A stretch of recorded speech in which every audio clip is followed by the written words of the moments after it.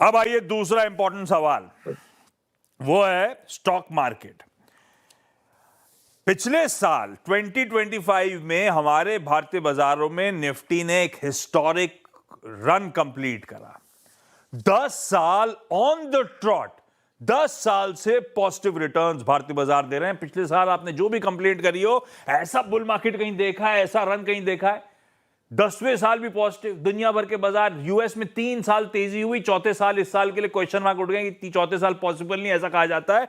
और हमारे निफ्टी ने इस तरह के रिटर्न्स दिए। और पिछले साल की शुरुआत में मैंने संजय सर से पूछा था, संजय सर 9 साल सरप्राइजिंगली इस तरह का रैली हो चुकी है, 10वें साल क्या मामला अटकेगा?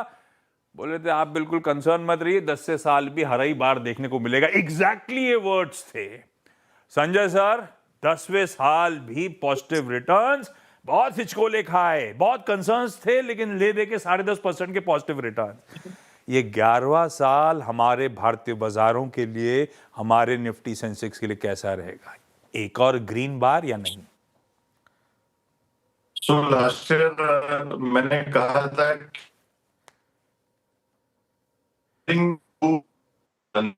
9 नंबर मार्स से गॉड ऑफ वॉर कहते हैं, और मंगल एक फायरी प्लेनेट है। एक्सप्लोसिव ईयर हो सकता है, एक्सीडेंट प्रोन ईयर हो सकता है। टेम्पर्स को हम लोगों को और लीडर्स को चेक में रखना है। तो बैरिंग टू सिचुएशंस, एक वॉर जो हम लोगों ने देखा कि बहुत सारे कंट्रीज गए वॉर पे, और इंडिया और पाकिस्तान भी नियरली वॉर पे पहुंच ही गए थे। और दूसरा कंडीशन मैंने डाला था कि ट्रंप जीतेंगे जरूर, लेकिन उनकी टैरिफ लगाने की वजह से स्टॉक मार्केट बन सकते हैं शॉक मार्केट, और ऊपर नीचे काफी हो सकते हैं, but at the end it will enter in the green. और लास्ट में वही हुआ। पूरे साल it did not perform that well, but towards the end of the year it did recover and end up in the green.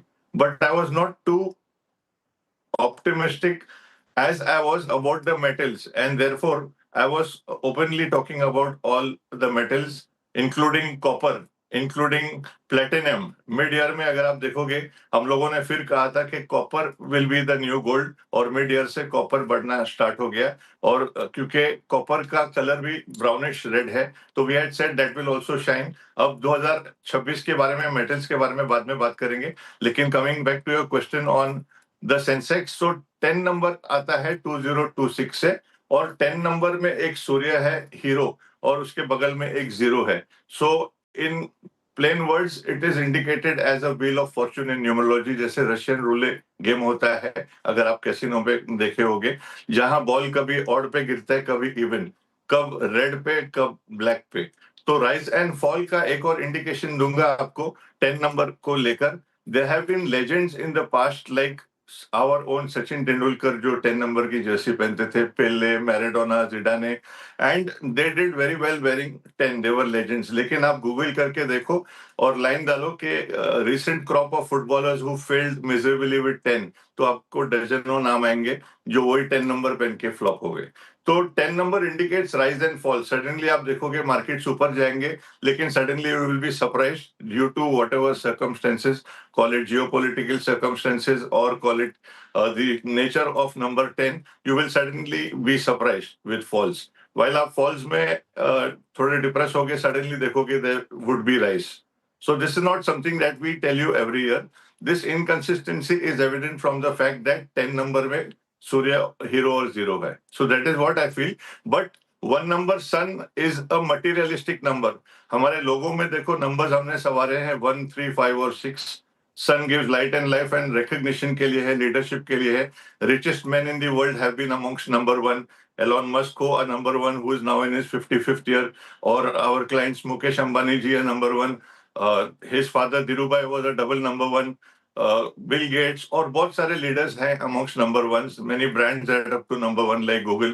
So it is a materialistic number for sure. Markets will at the end again enter in the green. I'm quite certain about that, despite ups and downs. Beautifully explained. 2026 number हुआ इस साल का 10, 1 और 0, तो hero और zero दोनों का मामला है। राइज एंड फॉल, आसान शब्दों में वॉलेटाइल साल हमारे सामने खड़ा हुआ है ये 2026। सही कह रहे हैं जुमानी सर, आमतौर पर ऐसा नहीं बोलते, इस साल के लिए बोल रहे हैं। पर